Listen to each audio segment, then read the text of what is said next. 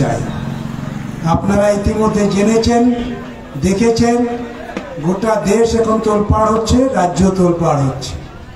যেদিন আমাদের দেশের নির্বাচনের দিন ঘোষণা হয়েছে সেদিন থেকে সারা দেশের বিভিন্ন রাজ্যের ভোটারদের মধ্যে একটা উন্মাদনা তৈরি হয়েছে, আলোড়ন তৈরি হয়েছে। এবার যে নির্বাচন হচ্ছে সেই নির্বাচনের প্রেক্ষিত আলাদা, এই নির্বাচনের ইস্যু আলাদা। এই নির্বাচন হচ্ছে দেশ রক্ষার নির্বাচন, আমাদের দেশের সংবিধান রক্ষার নির্বাচন। দেশ এবং সংবিধান যদি না থাকে, আমরা যারা এই যে রাজনীতি করছি এখন গোড়াপাটি আপনাদের সামনে, আমার পার্টির কথা আমি বলছি, অন্য রাজনৈতিক দলের কথা তারা বলছে, এটা থাকবে কিনা এরকম একটা জায়গা তৈরি হচ্ছে। ফলে ভারতবর্ষের সংবিধান যখন ভুলণ্ঠিত হচ্ছে, তার আইনগুলো যখন পাল্টানোর চেষ্টা হচ্ছে, সেই আইনগুলোকে পাল্টে আমাদের দেশের একেবারে সেই সংবিধানের সঙ্গে যুক্ত যে সমস্ত একেবারে প্রত্যন্ত পিছিয়ে পড়া অংশের যে জনগণ, তাদের জন্য যে আইনগুলো আছে সেগুলোকেও পাল্টানোর চেষ্টা হয়েছে এই বিজেপির আমলে। এই বিজেপি ক্ষমতায় থাকার ফলে আমাদের গোটা দেশের সার্বভৌমত্ব নষ্ট হচ্ছে। আমাদের দেশে সবচেয়ে বেশি বেকারের জন্ম হয়েছে এই সময়। আমাদের দেশে সবচেয়ে বেশি কম ওজনের সন্তানের জন্ম বেড়েছে এই সময়। অর্থাৎ গ্রাম বাংলাতে সবচেয়ে বেশি কম ওজনের সন্তান জন্মাচ্ছে। সবচাইতে বেশি কাজ হারিয়েছে এই সময়, সবচেয়ে বেশি কাজ হারিয়েছে। অথচ তারা কথা দিয়েছিল কাজ পাবে, কর্মসংস্থান হবে, কিছুই হলো না। বরং যারা কাজ করতো তাদের কাজের জায়গা চলে গেল। অসংখ্য মানুষ কাজ হারিয়েছে। আমরা একেবারে আধুনিক যুগে বাস করছি, আপনাদের বোঝার জন্যই বলছি। এই আধুনিক যুগে বাস করে কেউ না খেয়ে থাকবে এটা কখনো হয় না। অথচ আমাদের দেশে 80 কোটির বেশি মানুষ হাত পেটা খেয়ে রাত্রেবেলা ঘুমোতে যায়। এত মানুষ না খেয়ে দিন কাটায়। এত মানুষের জন্যই তো আইন হওয়া দরকার, এই মানুষগুলোর জন্যই তো ভাবা দরকার। অথচ এই সরকার ক্ষমতায় আসার পর এদের জন্য কোনো ভাবনা নেই। সবচাইতে বেশি কৃষক আত্মহত্যা করেছে এই সময় দাঁড়িয়ে।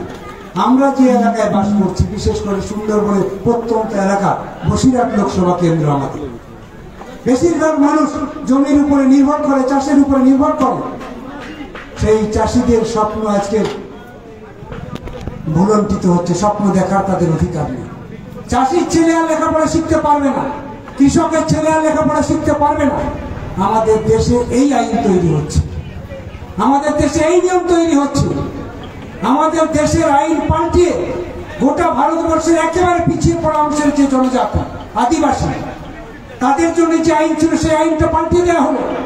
এই নরেন্দ্র মোদী সরকার একজন আদিবাসী মহিলাকে রাষ্ট্রপতি করে তাকে সই করিয়ে গোটা ভারতবর্ষের আদিবাসীদের জমি এবং পাহাড় যাতে বিনা বাধায় বিক্রি হয়ে যায়, কর্পোরেটরা যাতে কেড়ে নিতে পারে, তার ব্যবস্থা করে দিল নরেন্দ্র মোদী সরকার।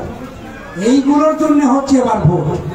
পেটের জন্য ভোট, কাজের জন্য ভোট, কর্মসংস্থানের জন্য ভোট, শিক্ষার জন্য ভোট, স্বাস্থ্যের জন্য ভোট।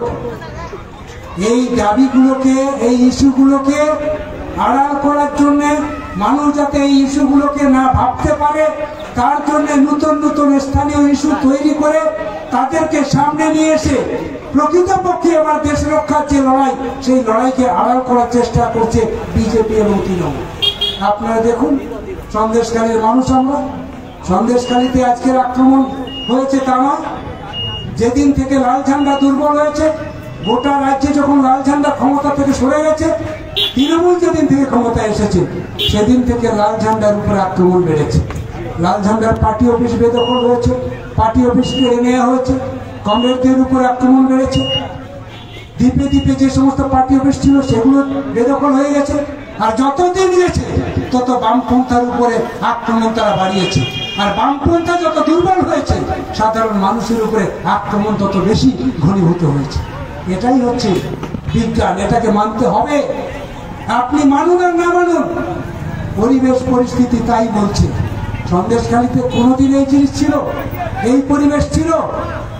আজকে তো তবু অনেকক্ষণ ধরে আমরা এই সরবেরিয়াতে সভা করছি, লাল ঝান্ডার পতাকা বিভিন্ন জায়গায় বেঁধেছে।